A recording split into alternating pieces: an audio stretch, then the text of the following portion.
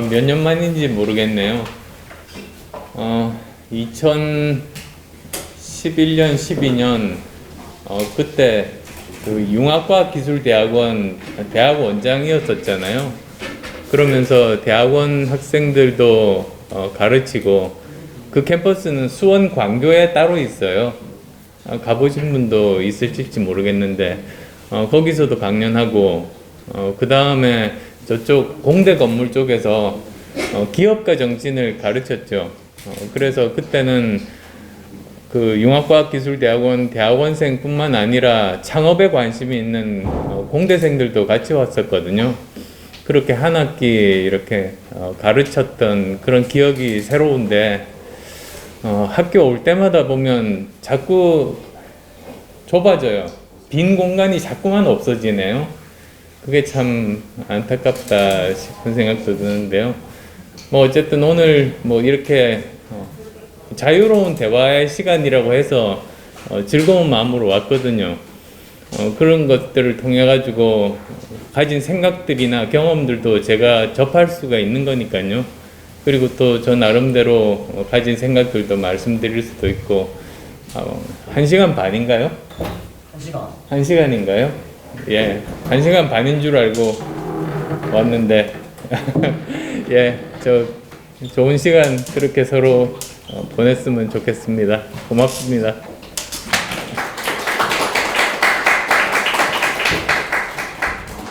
그럼 바로 토크 콘서트 시작하도록 하겠습니다.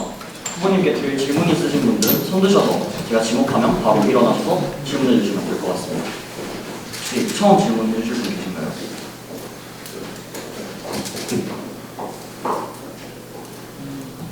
네. 마이크 필요 네, 일성으로 해주시면 될 것 같습니다. 네, 안녕하세요. 경작부 2학번 조경훈입니다. 예. 저는 후보님의 탄소 중립이라는 기술적 과제에 대한 생각을 여쭙고 싶은데요. 네. 얼마 전에 탈원전은 탄소 중립을 위해서 별로 좋지 않은 것이라고 하신 말씀에 대해서, 그러면 탄소 중립을 위해서 그리고 대한민국의 지속적인 발전을 위해서 어떤 발전 목표를 세워야 한다고 생각하십니까? 그게 질문인 거죠? 다 된 거죠? 그 탄소 중립이라고 하면은 보통 사람들이 에너지 발전만 생각하는 경우가 많은데, 그거는 전체 그 탄소 중립을 하는데 한 4분의 1, 더 정확하게 말씀드리면 27%밖에는 차지하지 않는 거예요, 사실은. 나머지 사실 더 많은 탄소가 어디서 나오느냐? 그 철강이라든지 시멘트 같은 그런 매뉴팩처링 쪽에서 한 31%가 나오고요. 두 번째가 전력이고, 이런 식이 되는 거죠. 그리고 또 나머지 자동차, 그 다음에 그 소를 포함한 축산에서 나오고요. 마지막으로는 그 냉난방할 때 이렇게 나와요. 그래서 탈탄소라기보다는 탄소 중립이 맞겠죠. 왜 그러냐면 이게 개념이 좀 다릅니다. 탈탄소라고 하면 탄소를 아예 내지 않는 방법을 개발하는 것이고요. 그 탄소 중립, 넷 제로라고 하면 탄소는 어떤 부분에서는 나오지만 나온 거를 흡수를 해서 토탈 제로를 만드는 게 넷 제로거든요.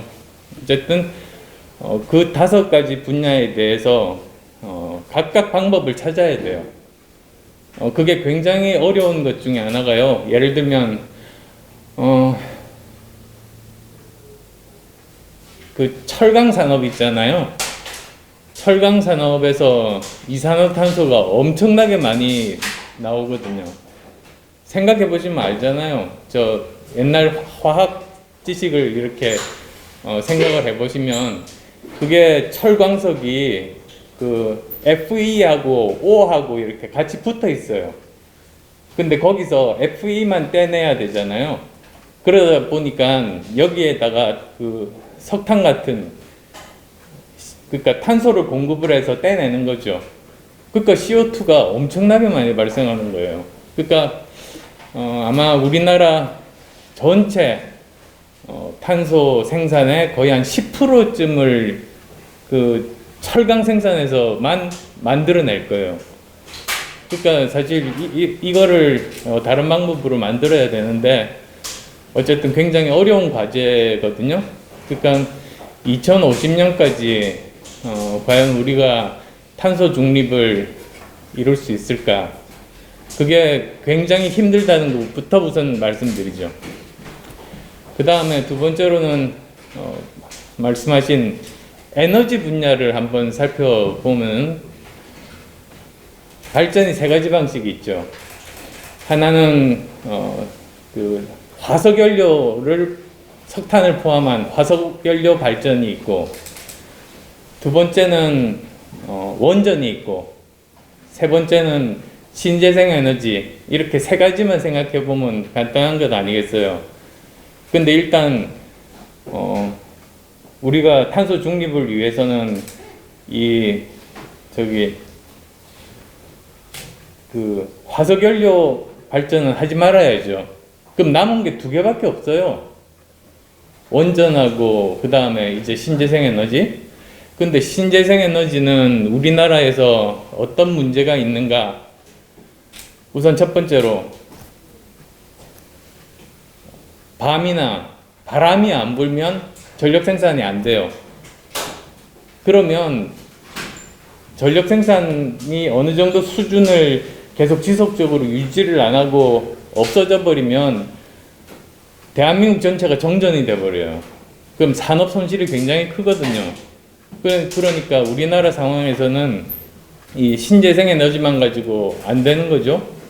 그러면 왜 독일 같은 데서는 신재생 에너지가 뭐 거의 한 35%인데 독일에서는 왜 그게 가능한가? 그거는 독일은 유럽 대륙에서 프랑스하고도 붙어 있고 오스트리아하고도 붙어 있고 다 붙어 있어서 전력선이 연결이 돼 있어요. 그래서 독일이 만약에 신재생 에너지가 생산이 안 된다, 바람이 안 불거나 밤이 된다고 하면 그러면 프랑스에서 사갖고 오는 거죠. 근데 우리는 전력에 관한 한 섬이에요. 북한하고도 단절돼 있죠. 그렇다고 우리가 중국이나 일본으로부터 전력선이 연결돼 있지도 않거든요. 자급자족이 필요한 거예요. 그게 이제 첫 번째 이유고요.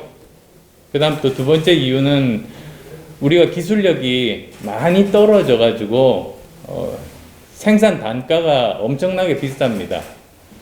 그래서 아마 이 신재생 에너지만 가지고 발전을 하려면 지금 우리가 내는 전기 요금에 도대체 몇 배나 더 내야 될지 아마 최소 한 4-5배? 그 이상은 내야 되고요. 사실 개인도 개인이지만 그러면 수출로 먹고 사는 대한민국의 제조업이 막대한 타격을 받아서 경쟁력을 상실합니다. 그래서 저 전기를 할 때 내 개인만 생각하지 말고 수출하는 공장도 생각을 해야 되는 거거든요. 이제 그 문제가 있고, 그 다음에 또 굉장히 많은 땅이 필요해요. 근데 우리나라가 다른 뭐 예를 들면 미국 같으면 황무지가 많잖아요. 거기에다가 풍력 발전 세워도 어차피 안 쓸 땅이니까 문제가 없어요. 근데 우리는 그런 땅이 없거든요. 그래서 이게 굉장히 한계가 많다. 그러면 이제 남은 게 원전이잖아요. 원전에 대해서 사람들이 가지고 있는 공포가 크죠. 근데 제가 질문 하나 가지고 너무 오래 한다. 그죠? 약간 더 해도 괜찮겠죠? 예. 위험하고 공포가 다른 거 아세요? 어떻게 달라요?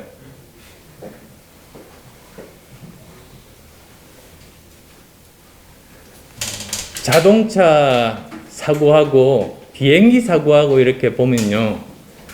자동차 사고 확률이 더 많고 세계적으로 더 많은 사람이 죽거든요.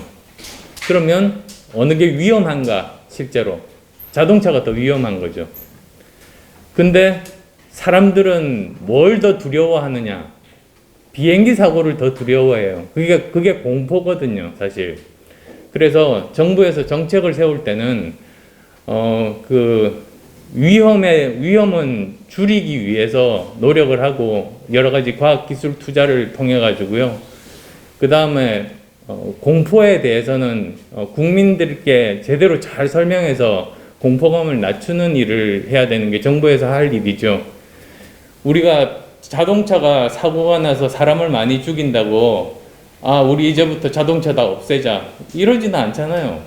오히려 사고가 나니까 여러 가지 기술 발전, 안전벨트, 에어백 뭐 이런 것들을 계속 개발해 가지고 안전하게 계속 만드는 거죠. 사실 모든 기술이 다 그렇거든요. 그러면 원자력 발전은 어떤가? 원자력 발전은 그 위험이라기보다 공포에 해당돼요. 위험은 뭐냐? 이거는 화석연료 발전입니다. 화석연료 발전은 지금 이 시간에 사람을 죽이고 있거든요. 화석연료 발전을 하면 나오는 게 이산화탄소하고 미세먼지인데, 이산화탄소는 뭐 지구 이상 기온 때문에, 사실 코로나도 그것 때문에 온 거거든요. 박쥐 서식지하고 사람이 사는 데하고 인류 역사상 한 번도 이렇게 가까이 있었던 적이 없었다가 지구 온난화 때문에 또는 사람들 개발 때문에 이게 가까워져 가지고 접촉을 한 거라고요. 그래서 그래서 화석 연료 발전에 대해서 CO2는 그렇고, 미세먼지는 1년에 전 세계에서 880만 명의 초과 사망자를 만들고 있어요. 초과 사망이라는 개념은 뭐냐면, 만약에 이게 없었다면 안 죽어도 될 사람 숫자예요. 미세먼지 때문에 1년에 880만 명이 그것 때문에 죽는 거예요. 그러니까 지금 죽이고 있는, 이거는 실제 위험이고요. 원전은 공포에 해당하거든요. 폭발 가능성, 그죠? 후쿠시마처럼. 근데 그러면 어떻게 해야 되는가? 계속 위험도를 낮추는 연구를 하고 있는데, SMR이라고 들어보셨어요? 소형 모듈 원전. 그게 이런 개념이에요. 그러니까 원전에서 왜 우리가 예측하지 못하는 사고가 나는가? 경제성 때문에 원전을 계속 크게 만들다 보니까 복잡도가 증가를 해서 그것 자체가 컴플렉스 시스템, 복잡계가 된 거예요. 컴플렉스 시스템의 특징은 그거 배우지 않아요? 그죠? 컴플렉스 시스템의 특징이 뭐냐면 한 변수를 건드렸을 때 도대체 어떤 결과가 나올지를 사람이 예측이 불가능한 시스템이거든요. 그러니까 사실 뭐 여러 가지에도 불구하고 후쿠시마 같은 사태가 생긴 거죠. 해결책은 이걸 줄이는 거예요. 그래서 우리가 모든 사고 가능성을 예측 가능하고 관리 가능한 형태까지 줄여서 원전을 만드는 거죠. 그게 SMR, 소형 모듈러 원전의 개념이거든요. 대표적인 예가 핵 잠수함. 핵 잠수함이 지난 한 5, 60년간 전 세계 바다에서 얼마나 많은 숫자가 이렇게 다녔는지 모르는데 사고가 단 한 건도 안 났습니다. 그 이유는 그 원자로가 워낙 작아서요. 모든 사고에 대한 대처가 다 가능했거든요. 그러니까 그런 식으로 기술 발전에 따라서 이 실제 위험은 줄여가면 되는 거죠. 사실 그래서 우리나라에서 가장 이상적인 것은 그 원전과 신재생 에너지의 에너지 믹스, 그게 우리나라에 현실적으로 맞는다. 그거죠. 그래서 이제 원래 처음 질문으로 돌아가면, 그래서 원전 없는 탄소 중립은 허구다, 불가능하다, 이렇게 말씀드린 거죠. 이해가 되세요? 네, 감사합니다. 예, 말하면서 후회를 했던 게 다음부터 짧게 대답할게요. 혹시 다음 질문하실 분 있나요? 안녕하십니까. 정치외교학부 최용대라고 합니다. 우선 후보님 만나뵙게 돼서 너무 영광이고요. 그다음에 제가 평상시부터 계속 여쭤보고 싶었던 질문이 후보님께서 어떻게 보면 이번에 1호 공약으로 발표하신 것도 대한민국을 그 G5 선진국으로 도약을 시키겠다. 그리고 그것에서 가장 중요한 게 어떻게 보면 과학기술에 대한 집중적인 육성과 또 과학기술 부총리도 신설하신다고 말씀을 하시면서 계속 이제 어떻게 보면 기존의 거대 양당과는 다르게 좀 차별적으로 좀 과학과 관련돼서 좀 이런 중심적으로 축을 두시는 국가 지도자의 어떤 모습을 많이 강하게 보이고 있으셔서 저도 그 부분에 대해서 굉장히 좀 인상적으로 봤었던 기억이 납니다. 그래서 제가 묻고 싶은 거는 기존의 어떤 민주당계 정당이나 보수당계 정당과는 좀 차별화되는 어떤 후보님께서 대통령이 되신다면 제시하실 수 있는 어떤 가장 큰 어떤 비전이나 특징을 한 3가지 정도만 말씀해 주시면 좋을 것 같습니다. 네, 감사합니다. 지금이 인류 대문명사적인 전환기라는 거는 제가 말씀 안 드려도 여기 사회과학대학에 있는 분들은 다 아실 거예요. 엄청난 변화가 일어나고 있거든요. 그게 메가 트렌드를 이렇게 만들어가는 요소가 몇 가지가 있어요. 코로나19 사태, 지금 현재 진행형. 두 번째는 그냥 급속하게 현실이 된 4차 산업혁명. 그 다음에 세 번째가 미중 신냉전입니다. 근데 미중 신냉전의 특징이 무엇이냐면 과학기술 패권전쟁이라는 게 그 본질이거든요. 옛날에 2차 대전 때부터 그 소련이 이렇게 분해되기까지 그 기간 동안에 미소 냉전기가 있었죠. 그때는 군사 패권 전쟁이었어요. 그리고 체제 패권 전쟁이었죠. 민주주의와 공산주의. 근데 지금 일어나고 있는 것은 미국과 중국이 과학기술 패권 전쟁을 하고 있는 거예요. 지금 우리가 살고 있는 시대를 가장 잘 나타내는 사진이 하나 있어요. 뭐냐? 바이든 대통령이 반도체 웨이퍼를 들고 있는 거.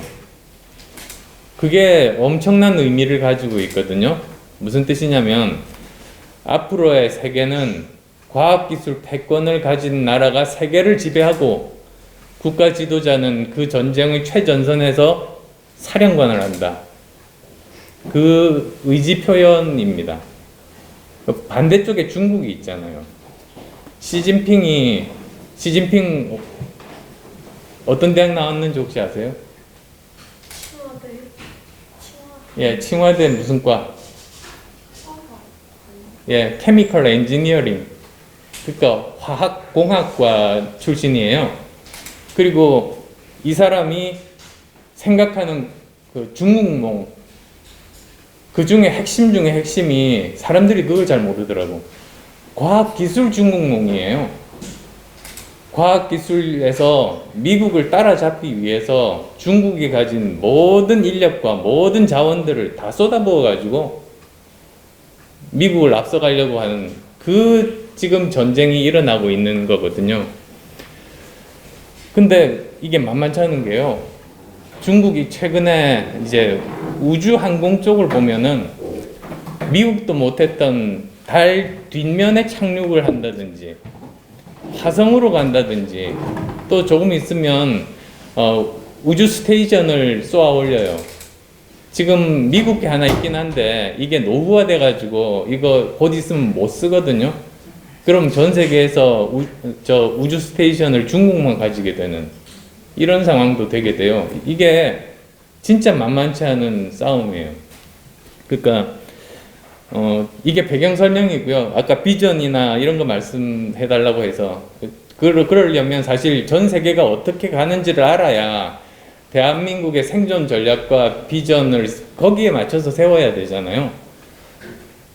그러면 우리는 앞으로 어떻게 해야 될 것인가? 결국은 우리가 만들고 싶은 나라 하면 제일 간단한 표현이 더 좋은 대한민국이 우리 모두가 원하는 거잖아요.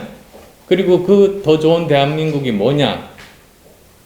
사람마다 생각은 다른데 저는 세 가지: 강한 나라, 바른 나라, 안전한 나라예요. 강한 나라라고 하면 과학기술력, 경제력, 군사력이 강한 나라. 그 다음에 또 바른 나라라고 하면 공정의 가치가 우리 사회 곳곳에 다 뿌리 내린 그런 나라. 안전한 나라라고 하면 코로나19 같은 이런 방역뿐만 아니라 복지 혜택을 통해서 사람들이 파이낸셜리도 안정감을 느낄 수 있는 나라. 사실 그 세 가지 요소가 다 있는 게 중요한 거 아니겠어요? 그래서 저는 여기서 이제 가치들을 한번 뽑아내 보면 결국은 미래, 공정, 안전, 저는 세 가지가 뭐 시대의 정신이자 그 가장 중요한 개념, 우리가 앞으로 나라를 발전시킬 때 좌표가 될 그런 중요한 개념이다. 저는 그런 생각을 가지고 있습니다. 네, 답변 감사합니다. 네, 법조계 출신 후보들이 대부분인 현 대선에서 유일하게 과학 IT 분야 전문가 출신이신데 이런 장점을 현재 지금 현재 어필을 잘 활용하지 못하고 계신 것 같다. 그래서 어떤 이유에서 적극적으로 어필이 되고 있지 않은 것인지 궁금하다라는 질문이 있었는데 혹시 이 질문에 대해서 답변 가능하실까요? 뭐 우선은 누구 탓하겠습니까? 제가 잘 못해서 그런 거죠, 사실. 그리고 앞으로도 열심히 노력하려고 사실은 여기 이렇게 초청해 주셔서 제가 이렇게 나와서 말씀드리게 된 거고요. 사실은 제가 의과대학 나와서 바이오 테크놀로지 쪽에서 박사를 받았어요. 그리고 아시다시피 안랩이라는 IT 기술 기업을 창업을 했고, 그 다음에 워튼스쿨 가가지고 경영학을 전공을 해서 카이스트의 경영학과 교수로 갔어요.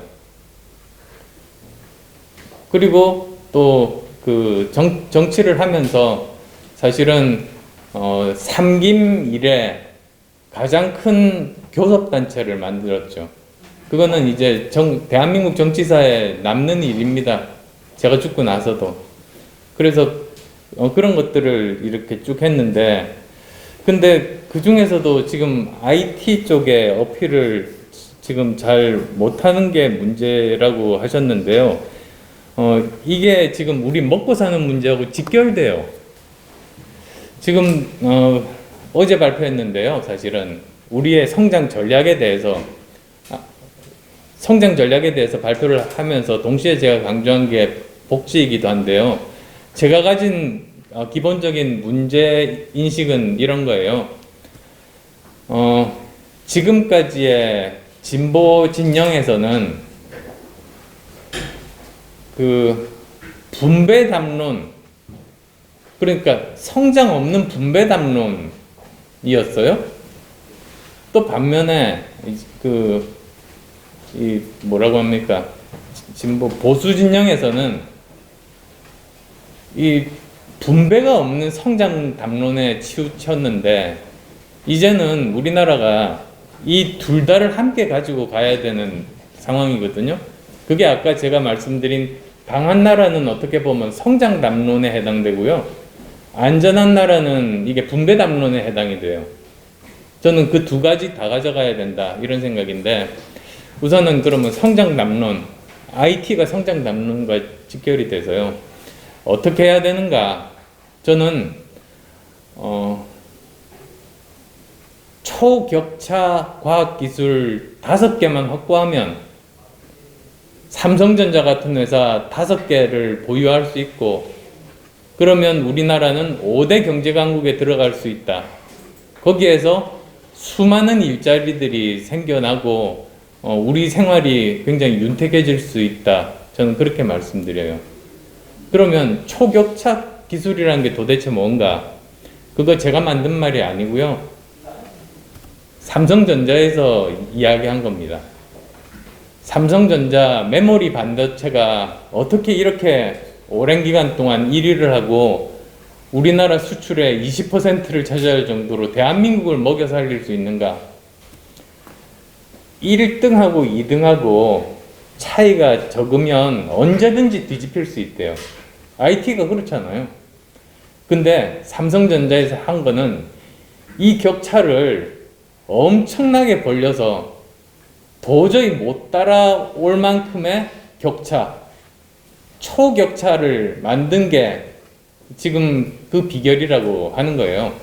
제가 그 말을 들어보니까 그렇다면 우리가 메모리 반도체뿐만 아니라 이런 여러 가지 IT나 뭐 BT 쪽까지 포함해서 이런 분야를 5개만 더 만들면 그러면 우리가 다시 또 도약할 수 있다. 근데 지금 보면 여러 분야가 있는데요. 사실 그 뒤처져 있는 분야를 그렇게 초격차 기술까지 끌어올리는 데는 시간이 너무 많이 필요해서 제일 먼저 가시권에 들어온 기술들은 전 세계적으로 1위권에 해당하지만 아직도 압도적인 1위가 아닌 분야, 그런 분야에 집중해서 그 분야를 초격차 기술 분야로 만드는 게 우리가 지금부터는 해야 될 일이라고 생각한 거죠. 대표적인 게 디스플레이 분야, OLED 같으면 굉장히 앞서가고 있거든요. 근데 중국이 무섭게 따라와요, 지금. 그 다음에 사실은 원자력 발전, 그 다음에 또 2차 전지, 그리고 이제 막 시작했지만 그래도 우리가 가장 먼저 시작한 축에 속하는 수소 경제, 그리고 이 바이오 산업 분야, 또한 과학기술 분야는 아니지만 오징어 게임을 봐서도 아카데미상을 봐도 알 수 있듯이 이 정도면요, 미국의 디즈니 같은 글로벌 컨텐츠 기업 하나 정도 우리나라에서 탄생할 수 있어요. 그러면 이 청년 일자리부터 포함해서 우리나라 위상도 그렇고 완전히 달라질 수 있는 거죠. 그게 제가 생각하는 경제 담론이거든요. 그래서 그거를 555 성장 전략이라고 불렀어요. 5개의 초격차 기술을 만들어서 5개의 삼성전자급의 글로벌 대기업을 만들고 그걸 5대 경제 강국에 들어간다. 그게 제가 생각하는 성장 담론이고요. 그 노래도 있잖아요. 필승 코리아 뭐 그런 농담이었습니다만 예. 예. 그 정도면 답이 됐을 것 같으네요. 네, 답변 감사합니다. 제가 후보님 만나뵙게 됐습니다. 통계학과 재학 중인 김희철이라고 합니다. 무슨 과라고 하셨어요? 아, 통계학과. 예. 굉장히 좋은 전공 택하셨네. 최근에 이제 최근까지는 아니지만 그 후보님이 내신 저서 읽고 그 유럽에 계실 때 생활 읽어보고 이제 생각이 많이 들었던 건데, 후보님이 그 책에 많이 언급하신 부분 중에 하나가 뭐 에스토니아나 핀란드 쪽에 이제 교육 관련된 우리나라 주변에서 우리나라 교육 정책이 이제 그 변화나 발전에 대해서 많이 말씀해 주셨는데, 그 여기 계신 분들도 많이 느끼겠지만 우리나라 교육 정책의 가장 큰 문제 중에 하나는 그 입시 체계도 그렇고 그 배우는 과정도 그렇고 너무 많이 바뀌는 거에 있다고 생각합니다. 그러니까 정부가 바뀔 때마다 굳이 바꾸지 않아야 될 부분도 계속 바꿔야 되면서 혼란을 많이 주는 부분이 있다고 생각하는데, 바꿔야 할 필요성은 있지만 이런 혼란을 방지하려면 지속 가능한 이제 후보님의 당선이 되거나 이제 그 이유가 되더라도 쭉 발전할 만한 이제 그 바뀌지 않을 그런 교육 정책이 필요하다고 하는데, 그런 지속 가능한 교육 정책이 어떤 게 있을지 더 그 이야기 들어보고 싶습니다. 교육 정책이야말로 일관되게 대통령이 바뀌더라도 지속이 되어야지 효과가 나는 거지. 5년마다 바뀌면 쌓아놓은 거 없어지고 쌓아놓은 거 없어지고 이러거든요. 핀란드 예를 들어보면 핀란드가 1970년대 교육 개혁을 시작했어요. 그 효과가 언제 나왔냐? 1990년대요. 20년 걸립니다. 우리나라가 지금 시작하면 2040년에 효과가 나타나기 시작하는 거예요. 늦었지만 사실은 지금부터 해야 되는 거거든요. 앞으로 뭐 4차 산업혁명 시대가 되고 없던 일자리가 새로 생긴다고 하는데, 그러면 사실 거기에 대한 준비를 교육이 시켜줘야 돼요. 근데 우리나라는 아직도 20세기 교육, 산업화 시대의 인재 만드는 교육을 21세기를 살아갈 여러분께 시키는 거라고요. 그러니까 사실은 이게 바뀌어야 됩니다. 그런데 항상 문제가, 그래서 5년마다 계속 바뀌는 교육 정책을 어떻게 하면 일관성 있고 장기적인 계획으로 만들 수 있을까? 결국은 사회적 대타협을 해야 됩니다. 모든 선진국들이 보면요, 항상 이렇게 계속 발전한 건 아니고 중간에 한번 이렇게 멈칫하고 무너지고 사회적인 갈등이 생기면서 거기서 다시 도약을 했던 나라들밖에 없거든요. 거기에 보면 뭐가 있느냐면 사회적인 대타협의 경험이 있었습니다. 그래서 어떻게 하느냐, 저는 사회적 대타협 할 수 있는 장기 이런 계획 분야가 많은데, 그 중에서 가장 먼저 해야 되고 가장 어떻게 보면 그 난이도가 그 중에서 그나마 난이도가 낮은 그 분야가 바로 교육이라고 생각해요. 이렇게 하는 겁니다. 모든 이해관계자가 다 모이는 거죠.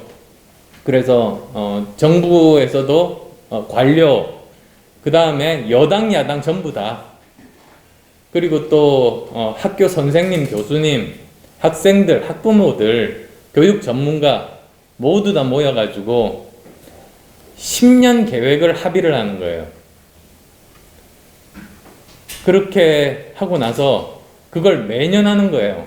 그러니까 올해 그걸 해서 10년 계획 2031년까지 계획을 합의를 하고, 내년이 되면 2022년부터 2032년까지 계획을 합의를 하고, 이렇게 가는 거예요. 그러면 사실은 이게 연속성이 보장이 되는 거 아니에요.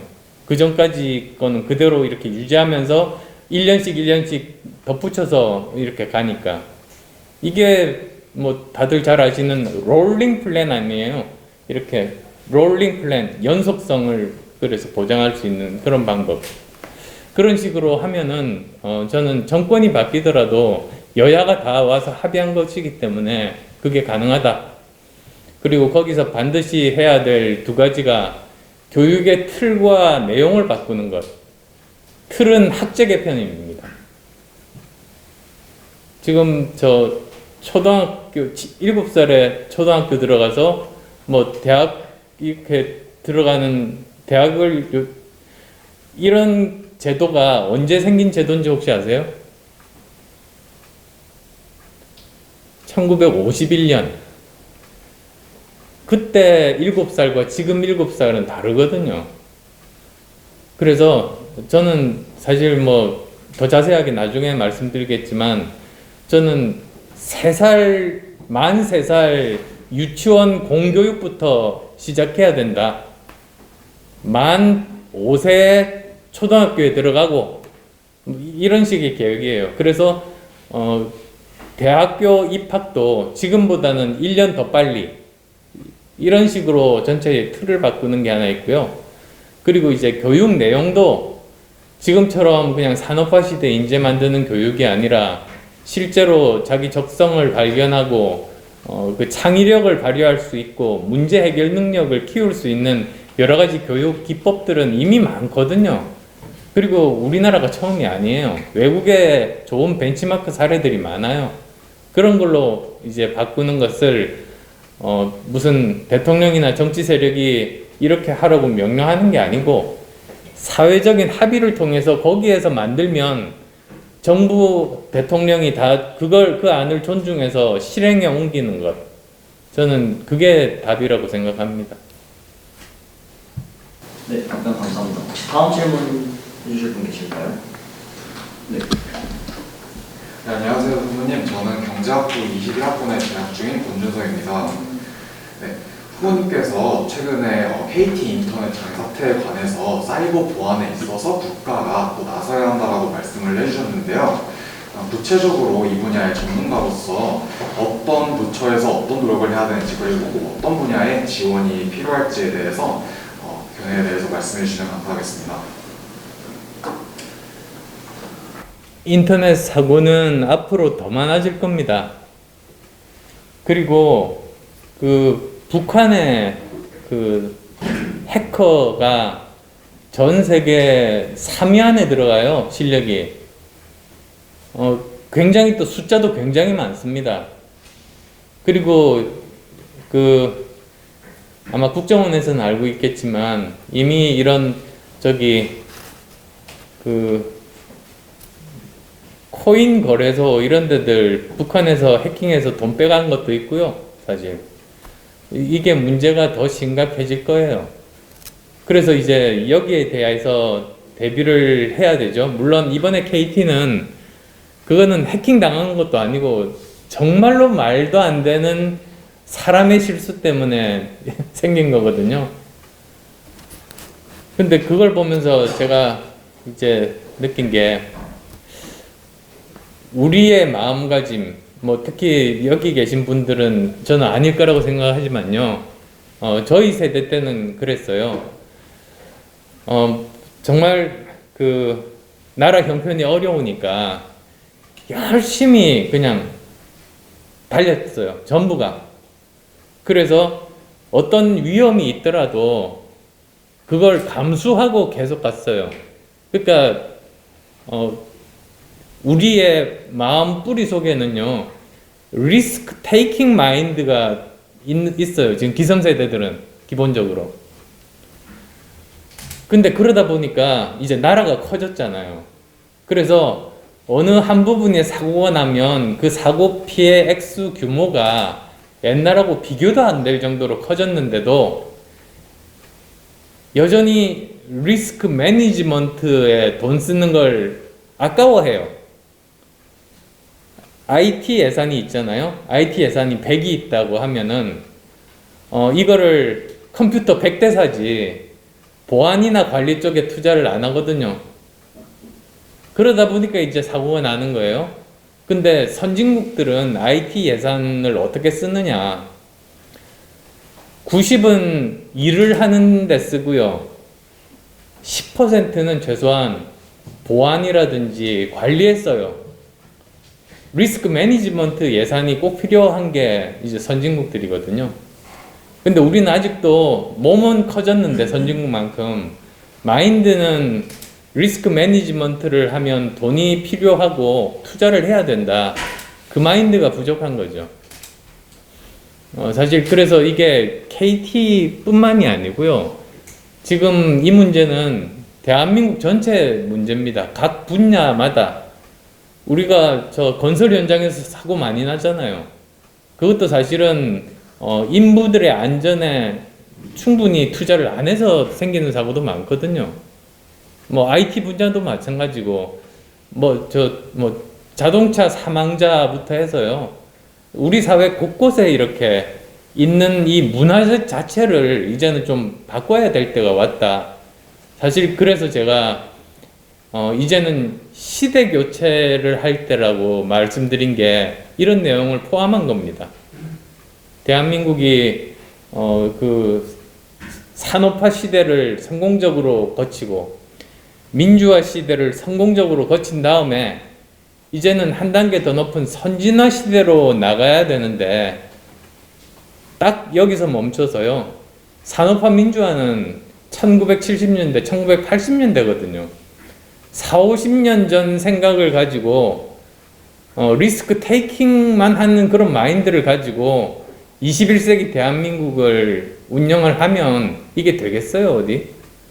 그래서 이제는 그러다 보니까 결국 나온 문제가 경제도 자꾸 침체되고 일자리들도 안 생기고 갈등은 커지고 문제 해결은 안 되고 그게 모든 문제가 다 여기서 생겨요, 사실은. 이걸 뛰어넘자. 그래서 그게 제가 말씀드리는 지금 필요한 거는 정권 교체나 정치 교체보다 더 큰 담론, 시대 교체가 필요하다. 그 시대 교체 내에 한 부분이 정치 교체고요. 또 한 부분이 리스크 매니지먼트 마인드고요. 뭐 이런 것들인 거죠, 사실은. 그리고 사실 실패한 사람에게 한 번 더 기회를 주는 그런 것도 사실은 축적의 문화가 쌓여야 된다. 그것도 포함이 됩니다, 사실.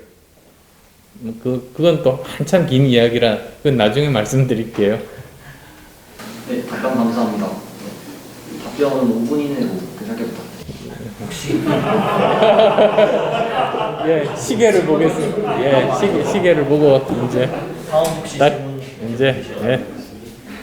네, 안녕하십니까. 서울대 경제학부 재학 중인 민상진이라고 합니다. 우선 개인적으로 후보님 정말 존경하고 저희 선배님이시기도 하고 해서 좋게 생각하고 있는데요. 그거와 별개로 약간 무례한 질문일 수 있지만 그래도 이 자리를 빌어서 한번 질문드리겠습니다.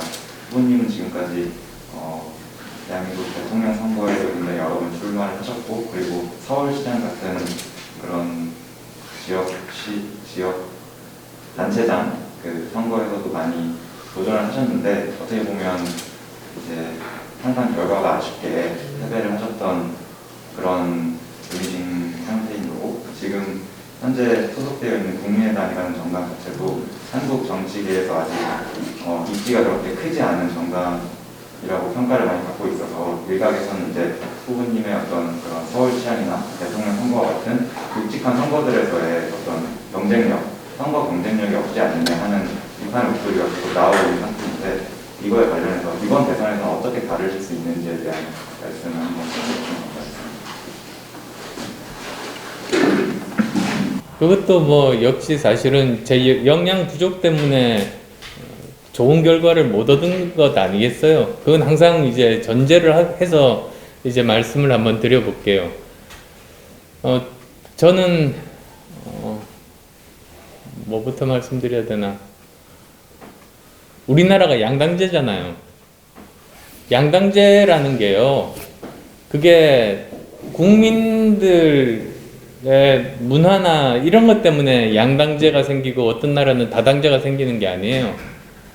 게임의 룰에 따라서 생기는 겁니다.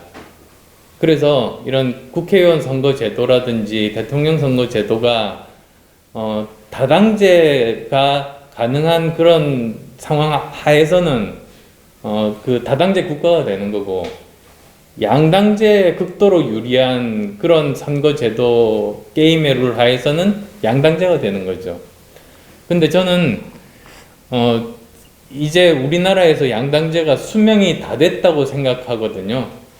둘이서 있으면 싸움밖에 할 게 없어요. 서로 반대를 위한 반대를 할 수밖에 없어요. 두 사람만 있다 보면 뭐 저 100년 1000년 잘 지내겠어요? 결국은 싸우게 되지.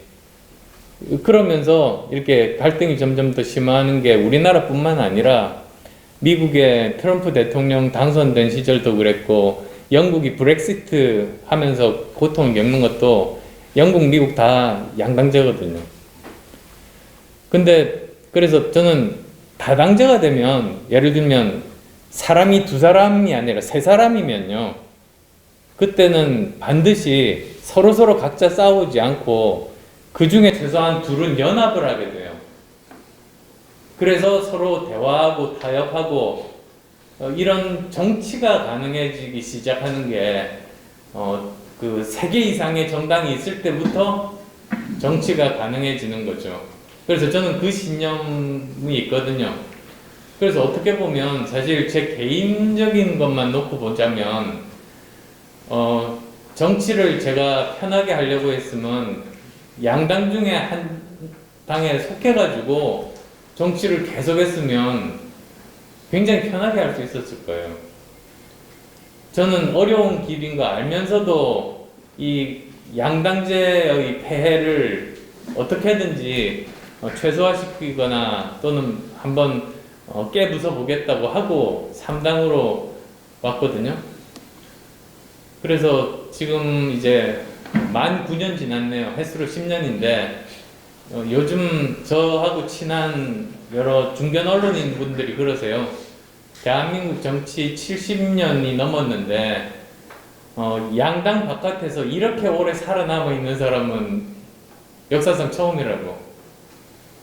그리고 이게 어렵고 고통스러운 길입니다. 그래서 전 자신 있게 말씀드리는데 양당에 속해 있는 정치인 중에 어느 누구나 한번 바깥에 나와가지고 있어 보라고 하세요. 몇 달 못 살아남아요. 우리나라 정치 환경이 녹록한 데가 아니거든요. 근데도 저는 살아남았다는 것 자체가 뭐 제가 이렇게 좀 선해 보이다 보니 그거를 정치권에서 악용해서 약하다고들 막 자꾸 이렇게 잘못된 이미지를 덮어 씌우는데 이런 데서 10년 살아남은 사람이 약한 사람이 어디 있어요, 사실. 그리고 또 그나마 제가 그동안에 뭐 보람이라고 생각한다면 2016년 총선 때 38석의 정당을 만들었었잖아요. 그 당시에. 근데 그게 삼김, 그러니까 김영삼, 김대중, 김종필 이 세 분은 주도적으로 정당을 창당해서 교섭단체를 만드신 분이거든요. 그분들 이후에 제가 가장 큰 정당을 만든 지금 현재 정치를 하는 현역 정치인 중에 유일한 지금 그 일을 한 거죠, 사실. 그래서 저는 그걸로 정치력도 증명했다고 생각하고요. 바로 지난 대선 때 그 21%를 받았는데 그게 제3후보로 20% 이상 받은 사람은 대한민국 정치 70여 년 중에 두 사람밖에 없습니다. 김대중 대통령하고 저하고요.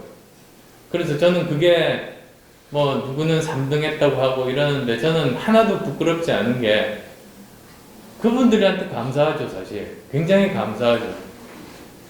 그런 마음입니다, 사실. 그래서 어떻게 보면 어떤 분은 표현을 그렇게 하시던데, 실패를 선택했다. 그렇지만 끊임없이 도전을 또 선택했다.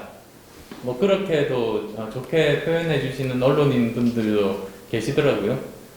근데 이번에는 제가 실패하려고 나온 건 아니거든요. 환경이 많이 다른 게요. 자, 보자. 마크롱이 당선됐잖아요, 프랑스에서. 그러니까 선진국들 중에서 중도 포지션으로 대통령으로 당선된 이제 첫 번째가 프랑스가 나왔어요. 근데 그때 환경을 잘 보면은 프랑스도 우리나라처럼 거대 양당이 굉장히 오랫동안 지배하고 있다가 둘 다 이제 국민에게 신뢰를 잃었을 때 마크롱이 나왔어요. 그래서 거기 결선 투표제도 있긴 했지만 당선됐거든요. 우리나라는 어떠냐? 2012년에 그때는 보수 쪽은 단단하고 진보 쪽은 무너져 있었어요. 근데 둘 다 무너진 건 아닌 상태니까 사실은 제3후보가 이기기는 참 어려운 그런 구조적인 환경이었죠. 2017년 때는 정반대로 진보 쪽은 단단하고 보수 쪽이 허물어져 있었던 거죠.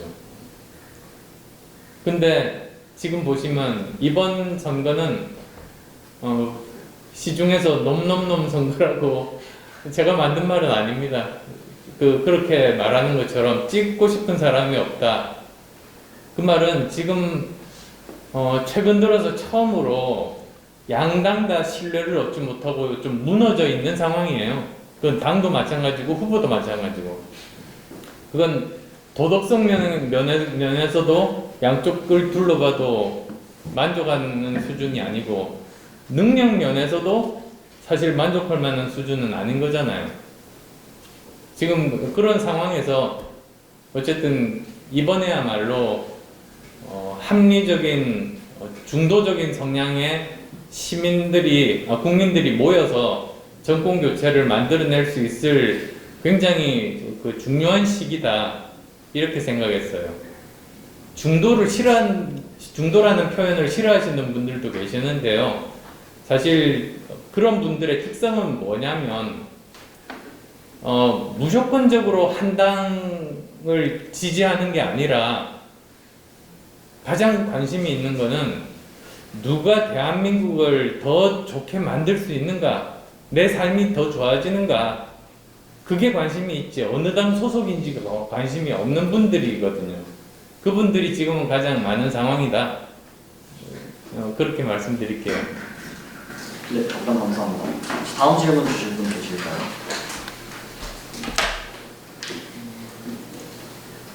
네.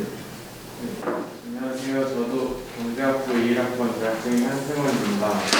저는 아까 후보님께서 기존 진보 진영은 성장 없는 분배 전론이고 요즘 보수 진영은 분배 없는 성장 전론을 펼쳤다고 하셔서 후보님의 생각을 말씀해 주셨는데요.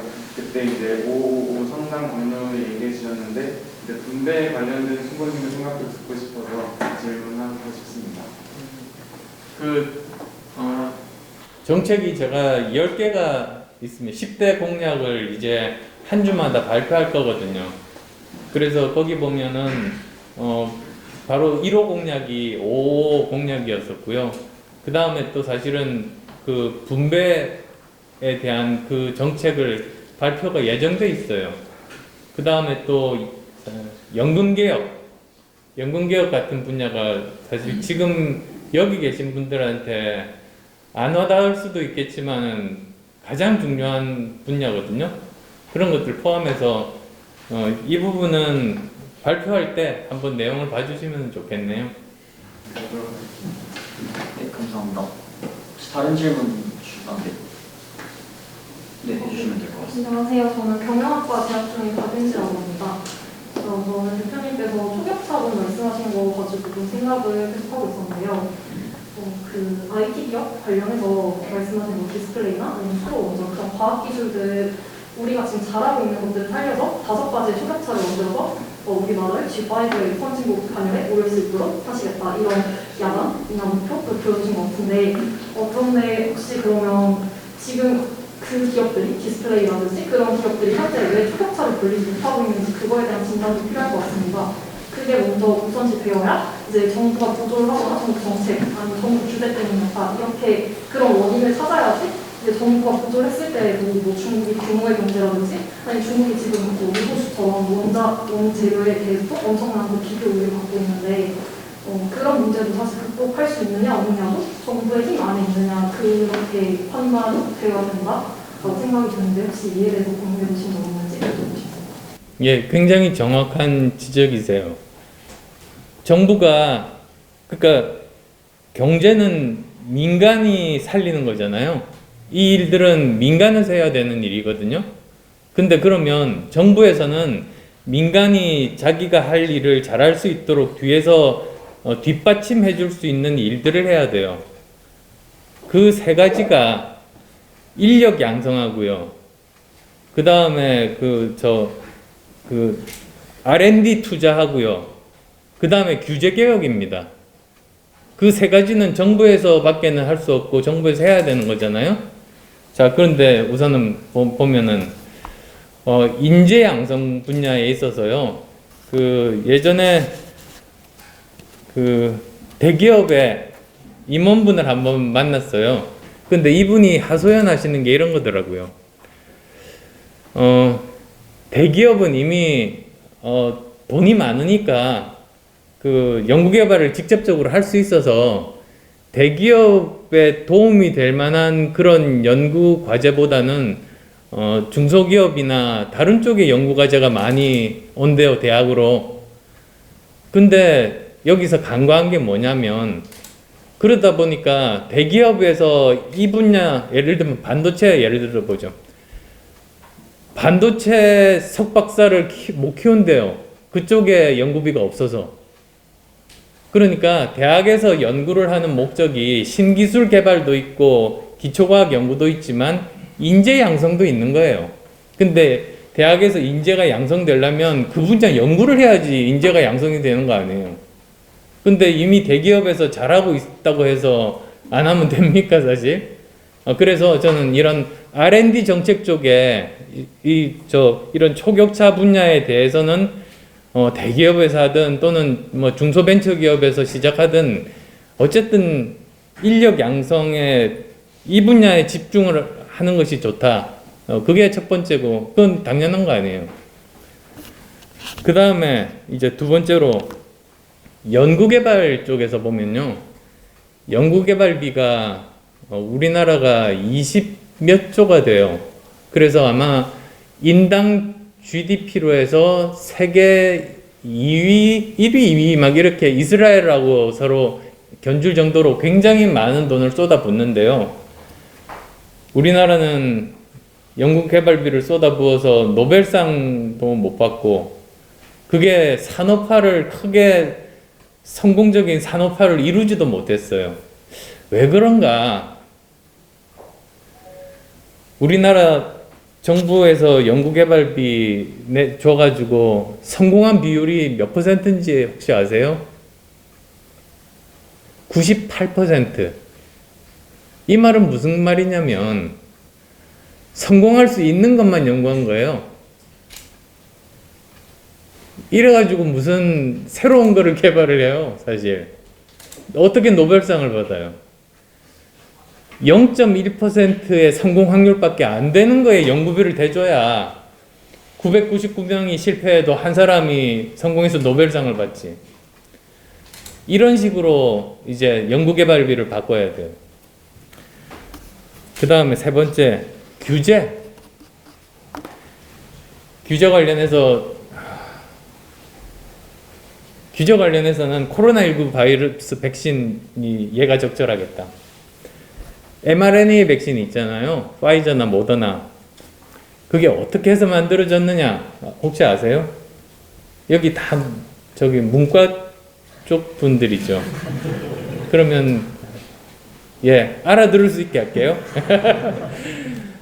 mRNA라는 게요, 그 옛날부터 만들 수 있었던 거예요, 실험실에서. 근데 이게 문제가 뭐냐면 워낙 불안정해가지고요, 쓰려고 하면 그냥 부서져 버리고 쓰려고 하면 부서져 버리니까 이걸 도대체 실용적으로 쓸 수가 없었던 거죠. 근데 어느 날 반도체 기술자들이 이거를 본 거예요. 근데 반도체 기술자들은 나노 테크놀로지 초미세 기술자들이거든요. 이 사람들이 옛날부터 쓰던 것 중에 뭐가 있었냐면 지방질로 초미세 입자를 만들어서 자기들 용도로 썼었어요.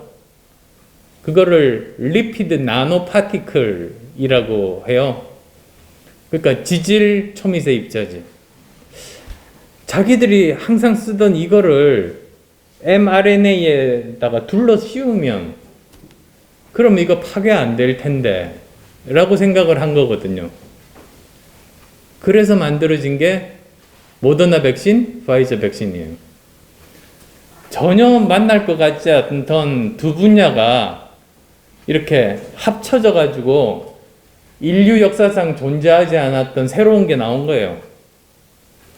이런 게 융합이거든요. 근데 이제 더 놀라운 거는 그 다음에 벌어집니다. 이게 처음 시도를 할 때 미국 정부가 이거를 봤어요. 가능성이 있거든요. 미국 정부에서 뭘 했느냐? 저게 그 개발되는 과정 중에 혹시나 그걸 방해하거나 걸림돌이 될 만한 법률이나 규제나 있는지를 살펴가지고 미리 전부 다 없애버렸어요. 그 다음에 또 그래도 한 달이라도 빨리 이걸 만들 방법이 없을까 생각하다가 고안해낸 게, 임상 실험을 할 때는 이래요. 항상 1상이 끝나면 2상이 시작되고 2상이 끝나면 3상이 시작돼요. 1상, 2상 동시에 해도 좋다고 했어요. 그런 식으로 빨리 하고요. 그 다음 실패해도 좋으니까 연구하라고 모더나에 5억 달러 정도 되지? 그 다음에 파이저에 한 5억 달러 이렇게 돈을 그냥 준 거예요. 실패해도 책임 안 묻겠다고. 그래서 5년에서 10년 걸리던 백신이 1년 만에 1년도 안 돼서 나왔죠. 그러니까 규제에 대한 교훈이 이 이야기에 다 담겨 있어요. 아니 어쩌면 앞으로 세상이 어떻게 변해 나가는가의 핵심이 이 이야기에 다 담겨 있습니다. 이렇게 자유롭게 다른 분야들끼리 융합을 할 수 있는 그런 연구 환경을 가지고 있는가? 실패해도 책임 안 묻고 계속 도전하게 장려하는 그런 문화인가? 정치권이, 정부가 기술 개발의 세계적인 흐름에 대해서 알고 있는가? 이걸 잘하는 나라는 앞으로 이제 승승장구할 때고요. 이걸 못하는 나라는 코로나19 끝나면서 추락할 겁니다. 틀림없이. 그래서 우리는 어느 쪽으로 갈 것인가가 이제 이번에 결정할 수 있게 되는 거죠. 저는 이 문제가 대선의 가장 중요한 담론이 됐으면 좋겠다는 생각을 하고 있어요. 그래야 우리가 미래가 있는 거죠. 네, 답변 감사합니다. 그럼 마지막으로 질문 하나만 더 받고 마무리하려고 하는데 혹시 질문 주실 분 계실까요? 기술적인 설명해서도 안 어려웠죠. 아, 조심스럽네. 혹시 질문 무슨 질문인지 먼저 들을 수 있을까요? 방금 국민의힘 전당대회에서 그 윤석열 후보가 최종 경선 승리자로 대선 후보로 결정이 되었는데 윤석열 후보에 대한 안철수 후보님의 개인적인 생각과 그리고 대선에서 상대하실 때 어떤 각오를 가지고 하실지 궁금합니다. 학생 맞으세요? 꼭 기자 같으시네. 인류학과 2학과입니다. 무슨 학과? 인류학과 2학과. 아, 언론학과가 아니시구나. 언론학과에서 스카우트 하실 수도 있을 거야. 뭐 우선 사실 이게 어려운 과정에서 저 후보로 확정되신 거 진짜 축하드리고 싶고요. 그리고 저는 아까도 말씀드렸듯이 지금부터 정말로 중요한 거는 이 미중 신냉전 하에서 대한민국의 생존 전략, 그 다음에 앞으로 뭘 먹고 살아야 될 것인지에 대한 미래 담론, 이런 것들을 가지고 정말 경쟁하는, 그래서 결과적으로는 우리나라 발전에 보탬이 되는 그런 대선이 되었으면 좋겠다, 그런 희망을 가지고 있습니다. 감사합니다.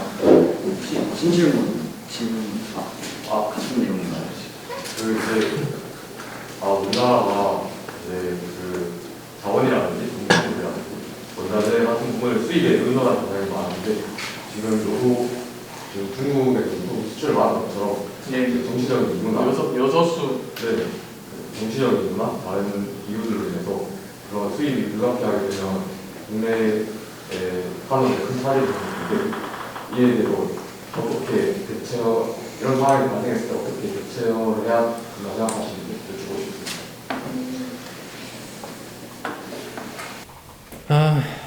굉장히 지금 어려운 상황이거든요. 그러니까 저 다른 나라들보다도 훨씬 더 우리나라가 요소 수입에 대해서는 중국의 의존도가 굉장히 높아서요. 97% 정도 된다고 들었어요. 근데 지금은 보면 중국 자체가 지금 그게 부족해서 수입 금지를 한 거거든요. 무슨 무역 보복을 하려고 한 것도 아니고. 근데 그러면 우리가 지금 이 요소수가 없으면 우리가 전체 자동차 중에 생각보다 디젤 자동차가 많아요. 이게 못 움직이게 되는 거죠, 사실은. 근데 또 우리가 이거를 옛날부터 안 만들었던 건 아니고요. 옛날에는 스스로도 만들었었는데, 왜냐하면 이거 석탄에서 만들 수 있는 거거든요. 근데 이제 가격 경쟁력에 밀려가지고 우리나라에서는 이제 완전히 생산을 멈췄죠. 그래서 전적으로 이제 수입에 의존하고 있는데, 이 문제 빨리 해결을 안 하면 아마 당장은 좀 물류 비용을 포함해서 굉장히 혼란스럽고 물가 상승의 가능성들이 굉장히 저는 많을 거라고 생각해요. 근데 그렇다고 해서 또 이 장치를 떼버리고 옛날처럼 디젤 엔진에서 나오는 굉장히 사람에게 안 좋은 가스들을 배출하게 또 만들 수는 없는 노릇이거든요. 사실 그래서 이게 사실 저로서도 사실 관심을 가지고 찾아보고 있는 중이었어요. 방법이 있을지. 아직까지는 못 찾았지만 최선을 다해서 이게 굉장히 현실적인 문제입니다. 생각보다 여기 계신 분 한 분 한 분의 문제이기도 하거든요. 어쨌든 최선을 다하는 해결 방법을 저도 찾으려고 지금 노력하는 중입니다. 네, 답변 감사합니다. 그럼 이것으로 질의응답 시간을 마치도록 하겠고, 후보님 마지막으로 하시고 싶은 말씀 있습니다. 관훈 토론회 온 것 같았어요. 저는 사회과학 대학 분들이라고 하셔서 아마도 정치, 경제, 사회 분야 질문들이 많을 줄 알았는데 의외로 첫 질문이 원전부터 시작해서 과학기술 쪽 원전으로 시작해서 요소수까지 그렇게 사회대학, 과학대학이 맞나? 이런 생각이 들 정도로 아주 다양한 질문들을 해주셨는데요. 정말 감사하게 생각하고요. 저는 사실 제가 의사였었잖아요. 그리고 이제 생명과학 쪽으로 박사학위 받았고요. 의과대학 교수를 했고, 또 IT 전문가로서 지금도 쓰이고 있는 V3를 33년 전에 만들었고요. 또 안랩이라는 회사 창업해서 경영자로서 1200명짜리 회사 만들었었고, 그 다음에 안랩 지분 절반을 기부를 해가지고 동그라미 재단을 만들어서 거기서 소형원전 연구비를 대주고 있습니다. 지금 국가에서 끊어버려가지고. 그리고 또 이제 대학 교수 하면서, 그러니까 카이스트에서는 경영학 교수, 서울대에서는 융합대학원 교수 하면서 나름대로 학생들 그 분야 열심히 이제 가르치면서 교육 현장에 대한 문제점들은 속속들이 알게 됐죠, 사실은. 그래서 그 다음 정치로 옮겨갔는데, 저는 했던 우리나라에서 가장 중요한 보건의료 현장, IT 기술 분야 연구 현장, 그 다음에 또 경영하는 산업 현장, 교육 현장, 그리고 또 정치까지 모두 다 핵심에서 다 경험을 할 수가 있었던 게 얼마나 다행인지 모르겠다 싶은 생각이 들어요. 그래서 이게 사실은 지금 현재 사회가 워낙 복잡하게 서로가 서로 얽혀 있잖아요. 옛날에는 분야가 다 달랐지만 요즘 보세요. 부동산 정책만 하면은 안 되는 게, 교육 정책이 바뀌면 부동산 값 영향을 받아요.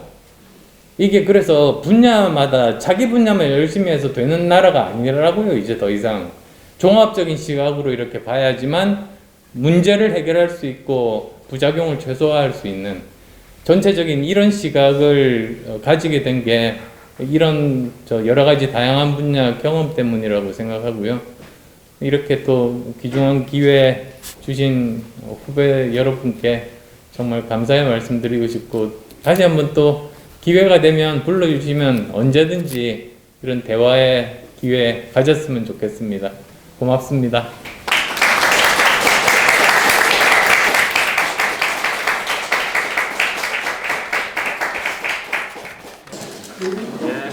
네,